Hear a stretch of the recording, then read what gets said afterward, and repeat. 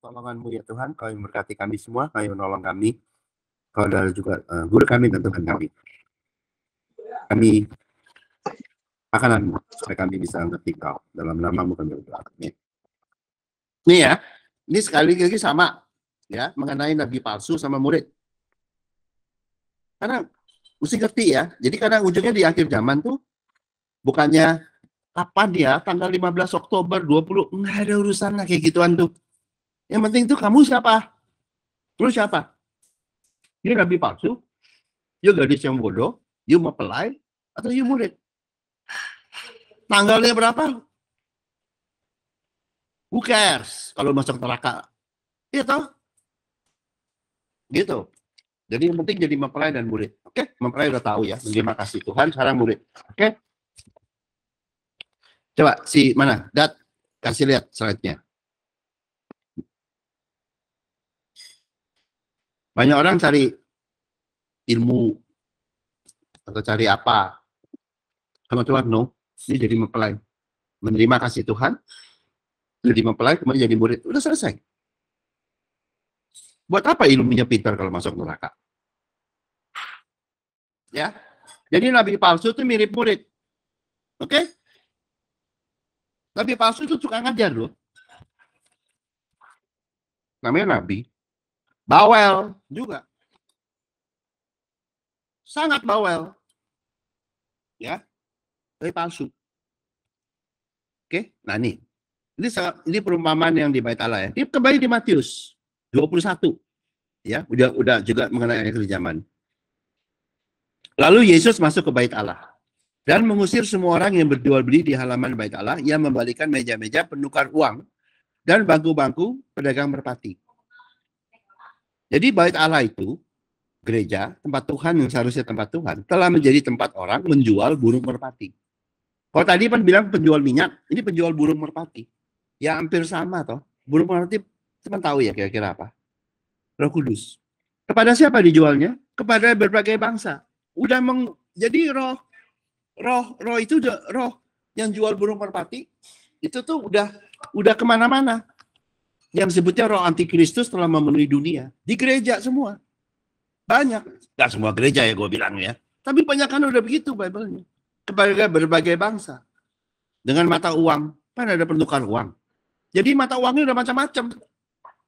Udah terima uang. Jadi artinya tuh dari uangnya sama dari itu udah semua bangsa kena.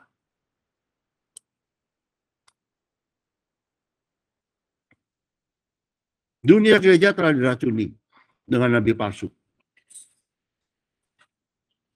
Wujudnya adalah penjual burung merpati. Oke, slide berikutnya Anda. Burung merpati adalah lambang kedatangan Roh Tuhan. Roh Kudus, Roh Tuhan. Atau hatinya Tuhan. Atau kasihnya Tuhan. Ya, jadi waktu di Kejadian 1 ayat 2 disebut bumi belum berbentuk dan kosong, gelap gulita menutupi samudera raya dan roh Allah, roh Elohim melayang-layang di atas permukaan air. Jadi hati Tuhan itu ingin menolong yang dalam kegelapan dan belum mengerti kasihnya. Itulah hati Tuhan. Roh Tuhan gak usah selama hatimu merasa butuh Tuhan, Tuhan akan menolongmu. Itu karena hati Tuhan. Datang ke tempat yang gelap dan yang kacau. Oke? Yang butuh dia. Di Imamat 1 ayat 14, jikalau persembahannya kepada Tuhan merupakan korban bakaran dari burung merpati, haruslah persembahkan korban itu jadi dari burung terkukur atau dari anak burung merpati. Jadi, Tuhan tuh ingin menolong siapa yang kalau yang kaya tuh kasihnya lembu, kambing. Kalau yang nggak punya, kasihnya burung murah dan gratis. Tinggal tangkep. Ini kan anak, tinggal tangkep. Itu maksudnya. Jadinya Tuhan itu ingin menolong mereka yang miskin. Ya, jangan percaya kalau orang khotbah, kamu teriak, kamu dijawab. Itu bukan iman. Itu imannya pada teriakanmu. Yang iman adalah kamu butuh Tuhan. Itu iman. Benar nggak? Siapa yang punya iman? Mereka yang miskin di hadapan Tuhan. Oke? Atau membutuhkan kasihnya. Itulah iman. Berbahagialah orang yang miskin di hadapan Allah, karena mereka lah yang punya kerajaan surga. Jadi yang diberkati atau itu adalah yang miskin.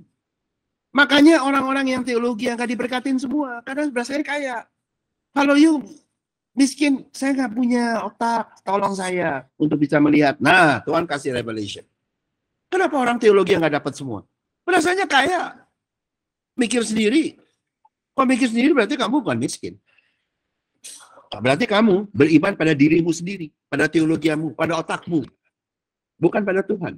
Bukan iman. Itu menyembah berhala. Oke? Tapi yang miskin di hadapan Tuhan, mereka yang Tuhan berkati dengan sempurna, yaitu kerajaannya. Oke? Ini juga di Matius 3 ayat 16. Sesudah dibaptis, Yesus segera keluar dari air, dan pada waktu juga ke langit terbuka, dan ia melihat roh Allah seperti burung merpati turun ke atasnya. Ya, seperti burung merpati, roh Allah.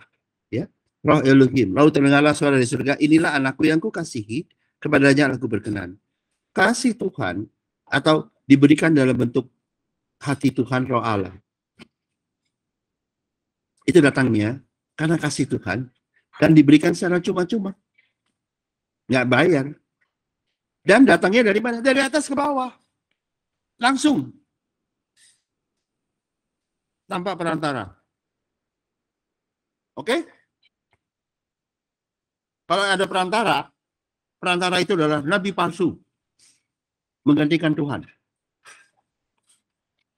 Layak untuk langsung dikirim ke neraka.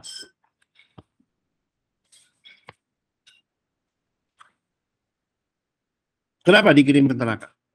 Karena menggantikan Tuhan. Berarti nggak butuh juru selamat. Dia bilang, saya udah percaya Yesus juru selamat. Itu ngomongannya. Tapi mau berlaku seperti Tuhan. Tuhan Yesus berkata pada gereja Pergamus dan Tiatira, aku yang menguji hati dan batinmu. Bukan teologiamu. Bukan sinodemu. Tuhan, aku yang menguji. Kamu berlaku seperti Tuhan. Ya kamu nggak perlu diselamatin. Masuk neraka aja sana.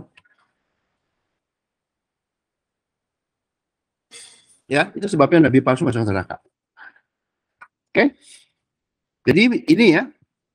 Tapi di gereja dia malah ngaco. Jadi Yesus masuk ke bait Allah dan mengusir semua orang yang berjual beli di halaman bait Allah. Gereja milik Tuhan, bait Allah milik Tuhan. Ia membalikan meja-meja penukar uang. Oke?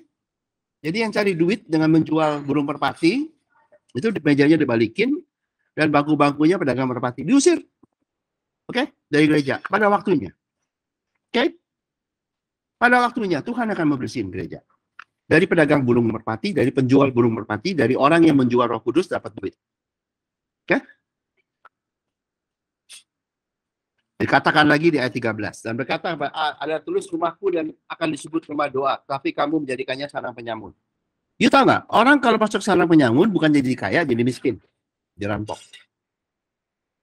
Jadi ya, pemimpin gereja tersebut telah membuat jemaat yang datang mencari kasih Tuhan, yang Tuhan sediakan dengan gratis. Dan akan diberkati dengan berkat kerajaan surga. Malah nggak dapat. Malah hilang duit.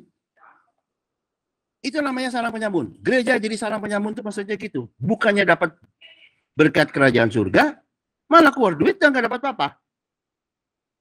Itu namanya sarang penyamun. Gara-gara siapa? Gara-gara pemimpinnya. Oke? Jadi jangan salah ya. Gereja yang seperti itu, gereja memberikan penderitaan pada manusia. Yang rumah Tuhan. Yang ngomong siapa? Tuhan Yesus. Kalau mau debat sama Tuhan Yesus. Gereja menjadi sarang penyamun. Bukan nolongin, malah bikin orang melarat.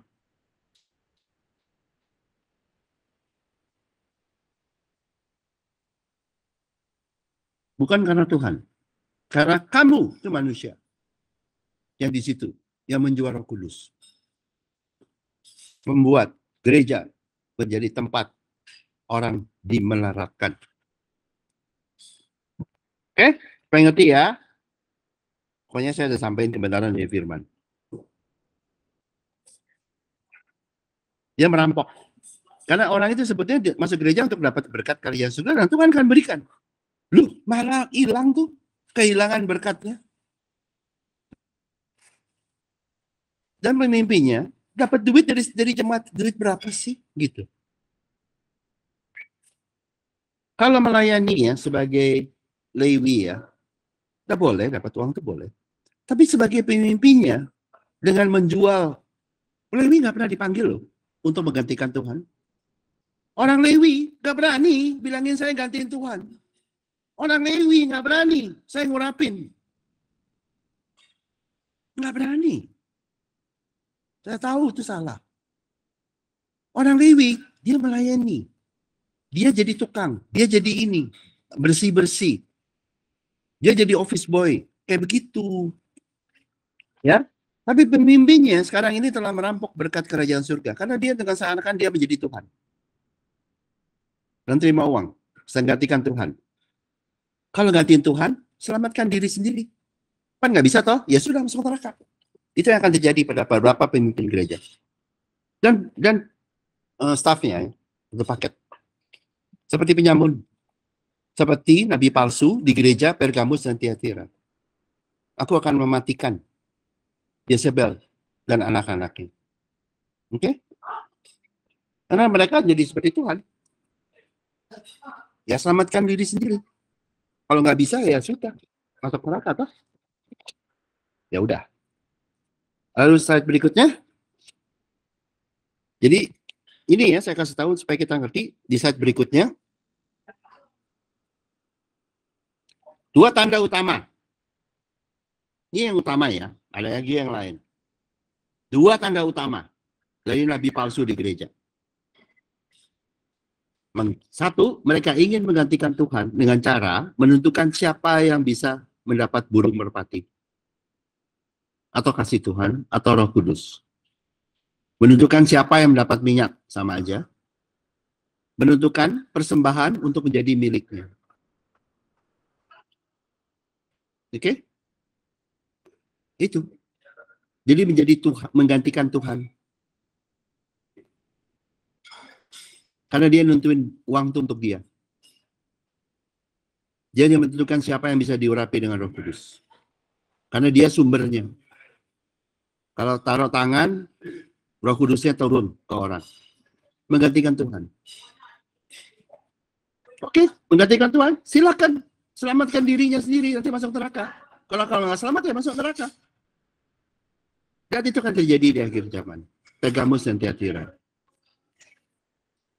Yang kedua, mereka tuh makan duit, makan persembahan. Dengan cara menjual burung merpati demi uang. Padahal bohong loh burung merpatinya. Itu milik Tuhan, kok bisa dijualin? Menjual minyak Roh Kudus demi uang. Karena persembahannya dimakan dia. Memakan persembahan berhala, itu di Wahyu 2. Sama lah. Kalau di Matius 21 disebutnya menjual burung merpati. Kalau di Matius 25 yang tadi kita tadi siang, sebutnya itu menjual pedagang minyak. Kalau di Wahyu 2, itu namanya di gereja Pergamus Tiatira itu makan persembahan bara. Sama. Jadi mereka itu menggantikan Tuhan, atau dengan kata lain mereka menjadi berhala. Mereka nggak tahu. Yang kedua, mereka itu makan persembahan berhala dengan cara makan duit. Itu dua tanda utama nabi palsu. Oke? Jadi nabi palsu itu bukannya kayak palsu, kita bingung harus ini. Ya, kita waspada. Tapi sebenarnya jelas kok. Kelihatan kok yang lebih palsu. Berikutnya. Yang masuk neraka, itu pemimpinnya. Dan anak-anaknya. Satu geng. Seperti Eli dengan Hofni dan Penias. Yezebel dan anak-anaknya.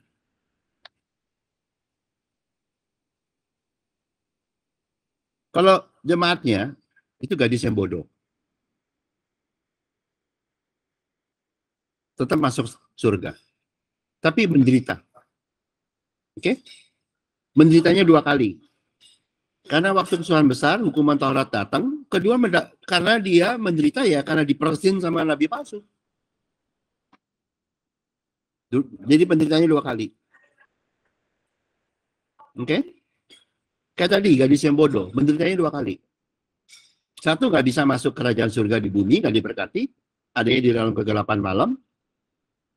Ya. Karena bergantung sama orang pinter. Yang kedua, dimakan duitnya sama orang pinter. Hati-hati ya, orang yang meletakkan dirinya lebih pengetahuan dan cari duit dari kamu. Itu kebanyakan adalah wujud nabi palsu. Seperti iblis, dia cerdik seperti ular. Itu dia cara membohongin. Nabi palsu cara membohongi jemaat adalah, saya tuh pinter loh, saya ngerti. Kedua, duit itu kasih gua. Saya udah warning ya, nabi palsu tandanya itu. Belum tentu sekolah teologi ya. Tanpa sekolah teologi pun bisa begitu. Oke? Berikutnya. Ya. Tuhan akan mengusir nabi palsu, pedagang Roh Kudus dari gerejanya. Tunggu aja waktunya, tanggal main. Tuhan akan bersihin gerejanya. Itu namanya ancaman. Gak bisa gereja dipegang mereka. Emang Tuhan kehilangan kuasanya? Nggak bisa. Pada waktunya, watch out. Orang yang menjual kepintarannya di gereja. Atau menjual Roh Kudus seperti dan makan duit. Watch out. Hati-hati. Bilang saya pengen hati-hati menjadi nabi palsu. Di Bible definisinya tipis. Tapi hasilnya jelas. Masuk neraka. No if buts. Watch out. Makanya saya bilang di gereja, jangan main-main. Kalau jemaat nggak apa-apa. Kalau hati-hati supaya jangan menderita. Tapi yang sok pintar hati-hati ya. Watch out. Saya bilang. Be careful. Tuhan yang menguji hati dan batinmu. Oke, berikutnya. Jadi setelah Tuhan bersihin gerejanya, tiap-tiap hari ia mengajar di dalam bait Allah. Jadi ajaran Tuhan Yesus yang disuarakan di gereja, dibersihin. Imam-imam kepala dan ahli itu serta orang terkemuka dari bangsa berusaha untuk membinasakan dia. Ya, tapi mereka tidak tahu bagaimana harus melakukannya sebab seluruh rakyat terpikat padanya dan ingin benarkan dia. Jadi pada waktunya di gereja itu akan dibersihkan. Gereja akan mengajarkan ajaran Kristus yang benar.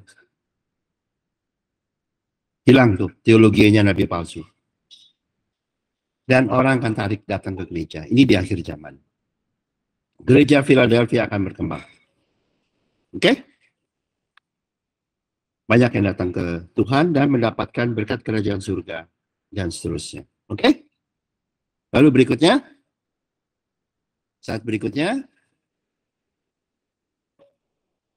Ya. Lalu Yesus masuk pada mengusir semua orang yang berjudi. Ia membalikan meja penukar dan merpati dan berkata, ada tertulis rumahku kan suku tembak, kamu menjadikannya menjadi sarang penyamun. Ya. Maka datang orang buta dan orang timpang ke dalam bait Allah itu dan mereka disembuhkannya. Setelah dibersihkan dari nabi palsu, gereja akan kembali menjadi tempat manusia diberkati dengan berkat kerajaan surga, termasuk penumpang. Oke? Saat berikutnya. Jadi inilah yang akan terjadi di akhir zaman. Tuhan Yesus akan mengusir nabi palsu, pedagang Roh Kudus, pedagang burung merpati, ya, pedagang minyak dari gerejanya. Ya. Mereka diusir yang pedagang itu. Dan tidak selamat atau alias masuk neraka. Menderita mereka dan di neraka. Agar manusia dapat diberkati dengan berkat kerajaan surga. This is the end of theologia. Lalu berikutnya.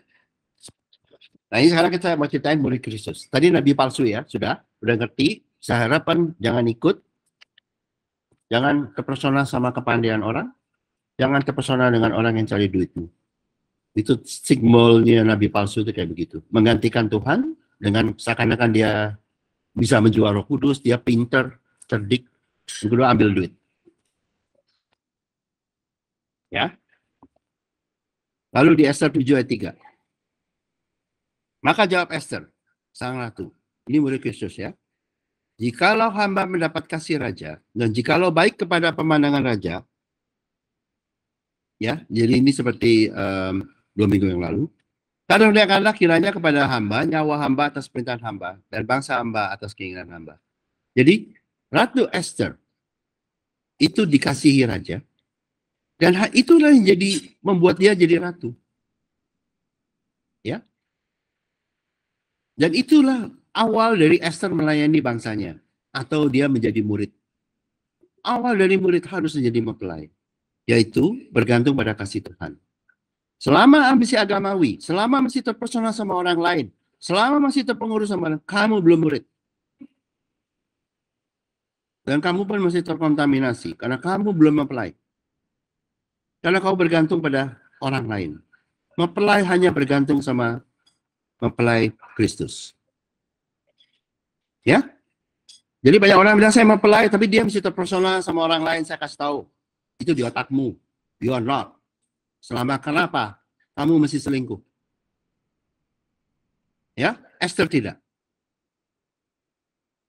Saya kasih tahu, saya nggak bukain di sini. Ada yang mau selingkuh sama Esther, namanya Haman, nabi palsu. Tapi Tuhan bersihin. Karena yang namanya nabi palsu sering mau datang ke mempelai. Untuk menjadi satu, mengkontaminasi mempelai. Haman itu ingin deketin Esther. Nggak bisa. Nabi palsu, hati-hati ya, mempelai. Kau akan ada nabi-nabi palsu yang ingin merayumu. Ya, seperti Haman. Baca sendiri di Esther kalau mau lihat. Yang mendekati Esther. Oke? Tapi yang Esther mempelai yang sejati, dia hanya bergantung sama Tuhan. Tidak terkontaminasi. Itu mempelai. Kalau masih ada doktrinnya macam-macam, kau belum mempelai. Oke? Mempelai hanya bergantung pada kasih Tuhan. Dan untuk hidupnya. Oke? Lalu dia pakai talentanya. Seperti itu. Bukan dia males. Dia bergantung pada kasih Tuhan lalu pakai talentanya. Itu mempelai. Lalu berikutnya di lalu ya 9. Sembah Harbona salah seorang sida-sida yang di hadapan raja, lagi pula tiang yang dibuat Haman. Haman itu wujud dari nabi palsu. Kelihatannya pintar dan seterusnya. Ujungnya cari duit. Untuk Mordekai, orang yang menyelamatkan raja dengan pemberita itu, telah berdiri di dekat rumah Haman 50 hasta tingginya. Lalu Titara, sulakan dia pada tiang itu. Kemudian Haman disulakan pada tiang yang didirikannya untuk Mordekai. Maka surutlah panas hati raja. Raja melindungi Esther dari Haman. Karena Haman mau mengkontaminasi. Haman yang pintar. Nabi palsu. Seperti cerdik, seperti ular. Mau jatuhin Esther. Tuhan sendiri akan melindungi mempelainya dengan cara habisin nabi palsu. Nabi palsu cuma satu. Ujungnya harus dipunahkan. Akhirnya. Tapi sama Tuhan. Bukan urusan kita. Biar Tuhan aja. Kirim ke neraka. Keluar dari gerejanya. Itu yang Tuhan lakukan. Sulakan dia pada tiang itu. Jadi si Haman itu disulakan, disalib. Itu ya. Matiin. Dan anak-anaknya juga 10 orang. Dihabisin. Nabi palsu. Oke? Yang mau menjadi seperti Tuhan, ya, oke. Masuk neraka. Mengandalkan kepandaiannya, mengandalkan ilmunya, mengandalkan apanya, oke. You go to hell. Lalu berikutnya, Esther 8 ayat 5. Serta sembahnya jikalau baik pada pemandangan raja dan jikalau hamba mendapat kasih raja. Jadi Esther bergantung pada kasih Tuhan. Dalam hal ini kiranya dipandang benar oleh raja dan raja berkenan kepada hamba, maka hendaklah dikeluarkan surat titah untuk menarik kembali surat-surat yang berisi rancangan Haman bin Hamedata orang Agag itu yang ditulisnya untuk membinasakan orang Yahudi dalam semua daerah kerajaan. Karena bagaimana hamba dapat melihat malapetaka yang menerima bangsa hamba dan bagaimana hamba dapat melihat kebinasaan sanak saudara hamba. Jadi seperti Esther bergantung pada kasih raja untuk mengasihi bangsanya. Dia nggak pakai kekuatan dia nggak pakai otak dia bergantung pada kasih raja. Murid Kristus melayani dengan bergantung pada kasih Tuhan. Cuma pakai hati untuk mengasihi dan memberkati orang lain. Itu murid.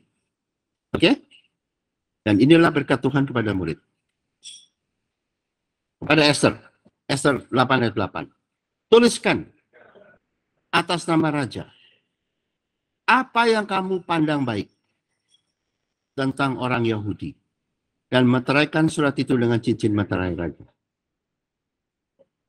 Karena surat yang dituliskan dan ditempelkan tidak dapat ditarik kembali.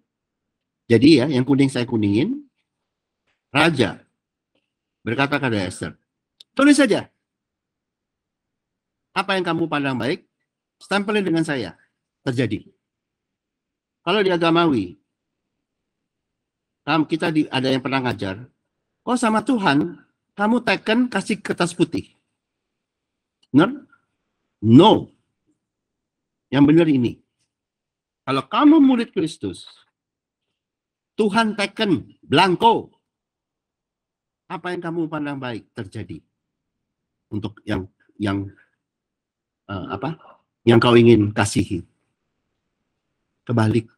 Tuhannya teken blanko. Karena apa yang kau pandang baik. Jadi yang baik ya, nggak boleh untuk keburukan. Bukan. Kau mengasihi. Karena hendaklah kau saling mengasihi seperti aku telah mengasihi engkau. Kasih Tuhan kepadamu lengkap. Kamu mengasihi orang lain. Apa aja. Oke, terjadi. Teken sama Tuhan secara blanko. Kristus akan mengabulkan keinginan baik apapun dari murid Kristus untuk memberkati orang lain. Doa orang benar. Murid ya. Jika sungguh-sungguh didoakan, karena dia hatinya memang mengasihi, besar kuasa. Doa dari atau hati murid sincere, mengasihi orang lain. Apa aja yang diinginkan baik, Tuhan lakukan. Itu murid. Ini yang akan mengalahkan agamawi. Ini yang akan mengalahkan masa kesusahan besar. Ini yang akan menobatkan dunia.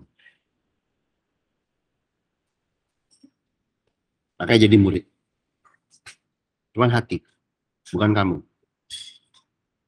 Oke? Jadi slide berikutnya. Nabi palsu selalu meninggikan diri. Saya pintar, saya punya formula. Selalu begitu. Dan ujungnya cari duit. Dengan menjual kasih Tuhan seperti itu. Murid Kristus memberkati orang lain dengan bergantung hanya pada kasih Tuhan. Itu bedanya murid sama nabi palsu. Murid Kristus gak pernah bilang dia pintar. Atau dia jago. Dia ingin hanya memberkati orang lain dengan kasih Tuhan. Nabi palsu. Sombong. Banyak prestasi. Ujungnya menjual kasih Tuhan. Oke? Hati-hati ya, supaya ngerti. Supaya kan saya ingin jemaat di sini itu mengerti. Itu Tuhan hendaki supaya kita ngerti, nggak dibohongin. Oke? Dan ini yang kedua, hati dari murid. Saat terakhir. Di Esther 9:29, lalu Esther sang ratu anak Abigail menulis surat bersama-sama dengan Mordekai, orang Yahudi itu. Surat yang kedua tentang Hari Raya Purim ini dituliskannya dengan segala ketegasan untuk menguatkannya. Lalu dikirimlah surat-surat kepada semua orang Yahudi dalam 127 daerah kerajaan Ahasiweros dengan kata-kata salam dan setia. Peace and truth. Inilah bedanya. Kalau nabi palsu, banyak omong, banyak teologi, banyak ngajar untuk orang mendapatkan berkat. Ujungnya dia melalui dia dan cari uang. Murid no. Murid Kristus terlebih dahulu memberkati orang lain hanya dengan bergantung pada kasih Tuhan. Baru kemudian mengajarkan. lainnya. Kecaplah dan lihatlah. Kecap dulu. Baru kamu bisa diajarin bahwa Tuhan itu baik. Itu bedanya murid. Yesus gak kayak agamawi. Ngoceh baru dia sembuhin. No. Sembuhin dulu baru ngoceh. Itu murid Kristus. Itu Tuhan. Dan itu murid Kristus. Agamawi banyak omong. Ujungnya meninggikan diri sendiri dan cari uang. Oke? Ini penting. Di dalam murid Kristus kita bergantung sama kasih Tuhan untuk orang itu supaya bisa mengecap kasih Tuhan. Setelah dia mengecap, berita kasih Tuhan menjadi mudah untuk orang itu dengar dan percaya. Tidak ada kita. Selalu kasih Tuhan yang berbicara. Oke, sekian. Bapa di surga, terima kasih Yesus segala kebaikan-Mu, pertolongan-Mu bagi kami semua. Kau adalah Tuhan kami dan Kau Maha Kuasa. Kau tidak pernah berubah. Terima kasih Yesus, dalam nama kami berdoa. Amin. Thank you. Thank you. Thank you. Terima kasih. Thank you. Thank you. Thank you Hans. semua.